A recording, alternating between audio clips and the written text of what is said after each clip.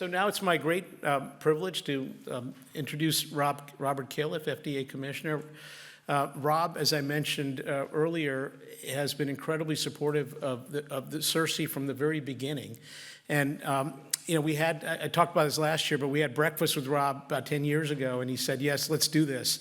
And he's been at every single summit, and even the one in 2022 when he was in the final days of confirmation, and we said he was in the witness protection program. We couldn't say anything or do anything, but he somehow was still joined us for the summit. I met Rob about a decade ago, soon after he was recruited by a bipartisan group of Congress people who went down to Durham and took him away from his cushy job as vice chancellor at Duke after a tremendous career as a very prolific and distinguished clinician scientist. And Rob moved to Washington to take over leadership of the FDA. And that was, of course, in an era where the term bipartisan was a part of the English language. Since that time, no one agrees on anything. But I think we can all agree that Rob's been a tremendous commissioner. And as we begin any year with ideas and hopes and aspirations for a year, we reflect back, but we also look forward. And one of my wishes for 2024 and beyond is that Rob stays healthy, wants to keep doing this job, because he is in many ways the conscience of healthcare in the United States at a very, very important time. And so it's great to have Rob here in person. Rob, thank you for everything you do for our profession, and thank you for being here again this year.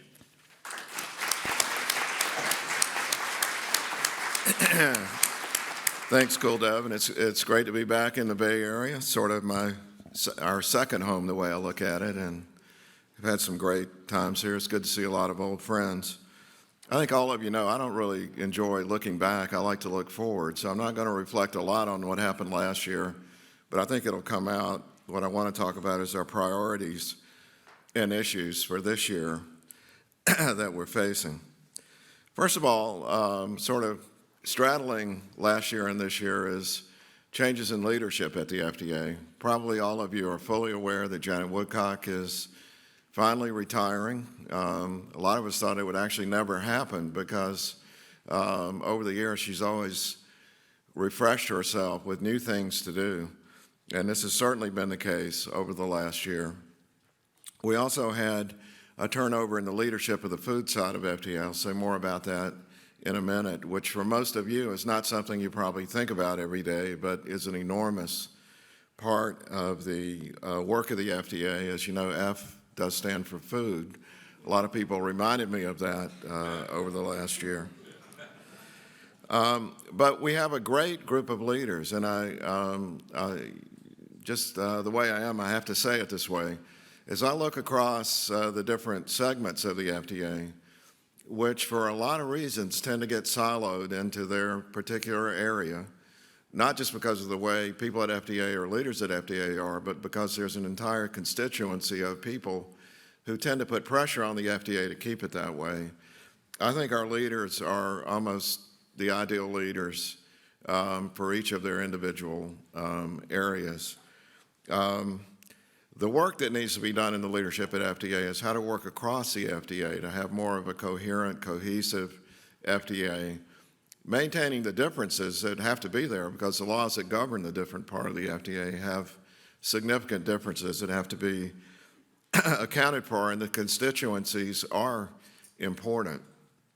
But particularly in this era when, for example, information technology is increasingly built to be enterprise-wide, it doesn't make sense for the FDA to have 180 different IT programs going at any time, for example. I've forgotten the exact number, but it's way too many. And there's a lot of efficiency to be gained, but also reach to be gained by investing together in the best information technology. I could go on and on about this. But when we talk about the individual leaders that have come in, I think we've really been lucky. You're going to meet Dr. Bumpus today if you haven't met her already. I still love to tell the story. I'm not sure she likes for me to keep telling it, but literally she was an endowed professor and chair of the Department of Pharmacology at Hopkins. And when we opened up the job for chief scientist at FDA, I was pretty astounded that she applied, and I tried to talk her out of it because she had it made for life, but she really wanted to come in as a civil servant at the FDA, and she's already made a big difference and she will be stepping in to be the principal deputy to fill Dr. Woodcock's shoes. On the food side, Jim Jones, we were really lucky there too. Jim was on the review committee that laid out the work that needed to be done on the food side of the FDA. He had a long career at the EPA, so he is well tested in terms of dealing with difficult interfaces with the public, tough decisions, and how to work inside the federal government. And I believe he's going to be a great leader. So if you look across the whole drugs, devices, biologics, food, tobacco, we have Brian King, who had started, I think, at the time of last year's meeting and has really proven himself. More to say about that. I see Peter Marks here. When I meet with the executive team, it's a tremendous team. The place we got to work is where are the synergies, where are the differences, how do we deal with that in the best possible way. So related to leadership is a reorganization. We're currently in the midst of the largest reorganization in the history of the FDA. It started with the review of the food program, which really did need to be updated. This is one case where, when I looked at the leaders of the food side, they were great. They've all turned over at this point. But it was really a case where the structure that had been put in place was a big impediment to their ability to function and make decisions the way they needed to be done. And so we're doing a major reshaping of the food program with a single leader who ultimately is accountable for decisions. Obviously, something that big, there are hundreds or thousands of decisions made at other levels. But as we did that, the majority of the food budget at the FDA is actually for the inspectorate. And so that has led to a major change that's proposed in the inspectorate. Now, I say proposed because most of the work is done in terms of thinking through the structure and what needs to be done. We still have to have agreement with the unions to represent the employees. The executive branch has to agree to it, and Congress ultimately has a chance to comment on what we're doing. But the inspectorate changes will affect all of you, and I think will move us into much more of a surveillance and inspect, using data, using information technology in such a vast world of complex technologies that are being developed, whether it's food or medical products, that will give us a much better opportunity to assure the public that we have safe and effective products. So with that, that's sort of the structural stuff. Let's talk about the priorities. I'm going to race through these. Maybe we'll have a couple of minutes for questions. Maybe not, but I'm sure these will come up over the course of the day.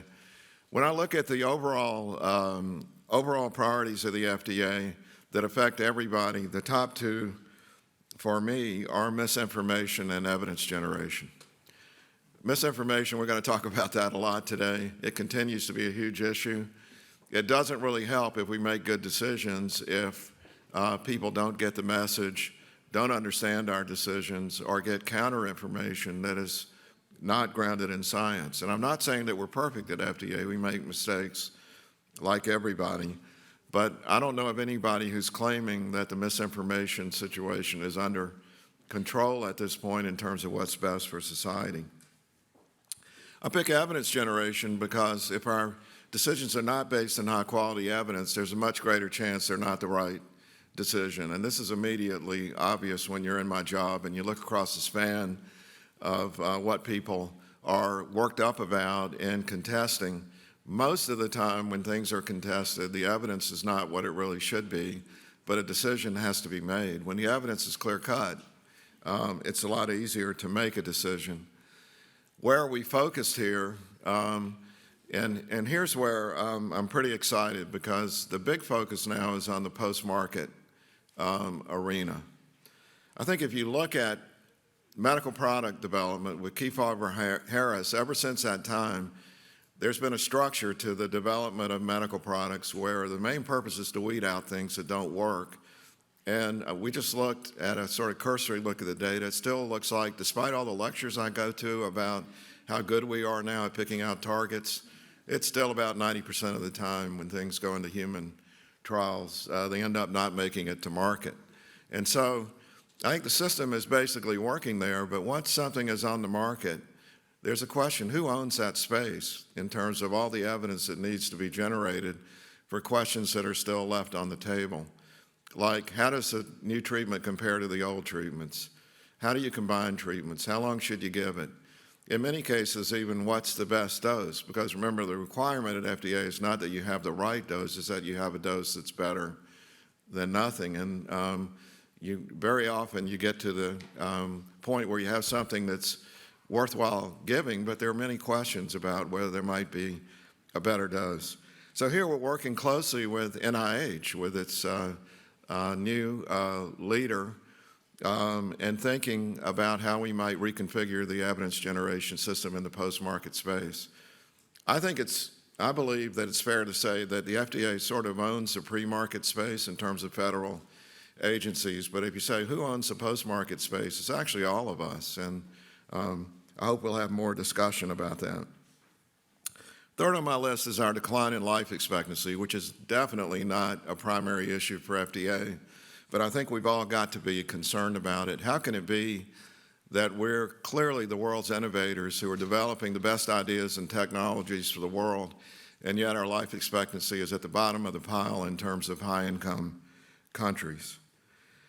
Fourth on my list is low-cost medical products. It's not something I expected to be on my list, but beginning with infant formula and going on through the drug shortages that we're seeing, we got a problem in this country which is related to the way our markets work. If you tell a bunch of smart business people who know something about medicine and healthcare, we have an array of things you can work on. Some of them make a big profit, and some of them either make no profit or lose money. Where do you think they're going to spend their time? And so we're seeing a situation where we're having constant hundreds of threatened shortages in generic drugs, and the lower the cost of the generic drug, the greater the risk of shortage. But we're also seeing an emerging, very unfortunate change happening in the device industry, where low-cost devices, things like hospital gowns and masks, have moved back to China already. There was a big effort, as you know, at the time of the pandemic to get the American businesses back into the effort, but that's all reversed, because if you leave it to the markets and you offer someone who's doing procurement a chance to save a couple of $100,000, they're going to do it without concern. And so the policies related to how to keep that industry vital. And then, of course, when we have a shortage, everybody's looking around like, how could that possibly happen in the U.S.? Well, it's happening because it's not part of the business of the way medical products are handled to make sure that there's a reliable, resilient industry there. And then I'll quickly go through what I think are the key policies for this year that are in play. Number one on my list, because it's happening right now, is tobacco. As you well know, we have proposed rules for menthol and flavored cigars. For those of you with teenagers, flavored cigars now exceed cigarettes as the primary combustible tobacco product used by teenagers. But we have final rules just about ready to go, and there's a lot of public discussion about this. I won't tell you exactly what to do, but you can read the public discussion and see what's in play now. Also in tobacco, it's well known that we're working on a rule that would reduce the level of nicotine to a sub-addictive level in any tobacco product. And so that would say if you want to use tobacco, it won't be because you're addicted to nicotine. So that's very much under play. It won't be something that could be enacted until the next administration. Then there's food. I've learned a lot about food over the last couple of years. We have several important rules that are going through. I won't dwell on them. Some of them are pretty simple, to me at least. It's like the label on a food product, it seems to me, ought to be on the front of the package, not the back of the package. But you'd be amazed at the opposition there is to putting the information at a place where people like me would actually see it when I'm shopping. We're redefining healthy. The definition of healthy is old. The question, when can you put healthy on your product? That's also hotly contested. There's an ag water rule. Probably doesn't surprise you to know in a state like California, when an outbreak occurs in produce, it's typically, in many cases, because upstream there are cattle or other animals that are contaminating the water, so we're dealing with that. And I've recently become an aficionado on ultra-processed food. I'm not telling you, we're in no position to do anything about this now. There's an enormous need for research to sort this out, but it can't be by chance that our population is growing by roughly a pound every year for the same aged person. And so this is not a policy issue so much now, from my perspective, as it is an issue that the federal government's got to spearhead the kind of research that'll get to the bottom of what's happening with our food supply. All right, last 4 areas quickly to go over on devices. We've got laboratory-developed tests. Here it's me versus academic medical centers. I feel like I'm battling my old home. But, you know, we've made it clear that we preferred that Congress pass a law about this. Congress has not gotten its act together to do this, so we're putting forth a rule that would require that if you say your test does something, you can actually prove that it does what you say it does. Seems to me, again, that ought to be common sense, and I don't understand why academic medical centers think that's a bad thing, but maybe that'll come up later in discussion. AI is obviously a huge thing. We'll have more discussion about AI. Everybody's talking about it. I think we're in a pretty good spot relative to a field where no one knows what's going to happen. I was watching Mustafa today on Fareed Zakaria talking about his latest company back from the early days of AI now, where, at least according to him, you'll be able to dial up your AI assistant and say, you know, I've got a meeting coming up in 3 weeks, schedule my flight, make sure that all my friends know I'm going to be there, and pick a good restaurant, and then your AI assistant will get back to you with that happening. And the implications for healthcare and food are significant. Also in devices, we got platforms. There is not an adequate regulatory scheme. You might argue there are many issues in regulation of devices that fundamentally need a relook, but one area that I know is going to be really important is the development of platforms that are integrated device structures. If you're in the OR, for the same reason many other things are done virtually, you would like to have the best surgeon available and able to scrub in virtually. To make that happen, you got to have a bunch of devices all working together at the same time. And you can say the same thing for homes. If you've ever had a parent with memory loss, I'm getting to the age now where I'm pretty concerned about it myself, you'd like that person to stay at home as long as possible. Doing that one device at a time is not going to solve the problem. And then, last 3 things, substances of all types. We joked last year about the need for a Center for Bad Decisions at the FDA. There are many substances that we're not going to make illegal. That's clear with Congress. We've got to have a way of regulating them which protects people from harm, like children eating gummy bears with large amounts of CBD, which has been going on. Gene modification, huge issue across the whole FDA, not just for rare diseases in people, an enormous issue for animals that has a lot at stake in terms of the environment and other aspects of the food supply. And then data and enterprise transformation. But I'll stop there. That's just sort of a short list. The amazing thing to me about the FDA is no matter how small relative to the totality of FDA an issue is, there is a constituency for which it's everything. And we're well aware of that.